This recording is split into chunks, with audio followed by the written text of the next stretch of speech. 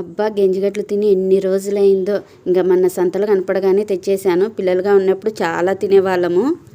కానీ పెద్దయ్యాక ఇప్పుడు అవి ఎక్కువగా రావటము లేదు, మేము తినటము లేదు. ఎందుకంటే వాయి అంటారు కదా, అందుకని చెప్పి ఎక్కువగా తినటం లేదు. ఇంకా సంతలో కనపడితేనే ఫస్ట్ అయితే తీసుకొని వచ్చేసాను.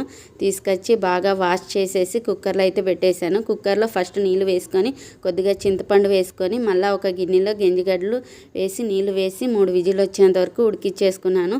మేము చిన్నగా ఉన్నప్పుడు మా అమ్మ ఎప్పుడు సంతకు వెళ్తున్నా కూడా ఫస్ట్ గెంజిగడ్డలు తీసుకొని రా అని చెప్పి చెప్పేవాళ్ళము. అమ్మ అలాగే తీసుకొని వచ్చేది. కానీ అప్పుడు ఉండే టేస్ట్ ఇప్పుడు ఉండటం లేదు. ఇంకా ఇవైతే పొట్టు తీయడం మాత్రం పెద్ద టాస్క్ అనే చెప్పాలా. ఇంకా మా బబ్లుకి అయితే ఇస్తే ఫస్ట్ టైం తింటున్నాడు కదా, ఏదో ఒక రకంగా ఉందమ్మా అంటున్నాడు. ఎందుకంటే బబ్లు స్వీట్గా ఉండేటివి అస్సలు తినడు. నాకైతే చాలా ఇష్టము, చాలా నచ్చేసాయి. మొన్న ఒక రోజు తెచ్చింటే అవి చేదుగా ఉండే. కర్ణాటకలో గెంజిగడ్డలని గెనుసు అంటారు. వీడియో నచ్చితే లైక్ చేయండి.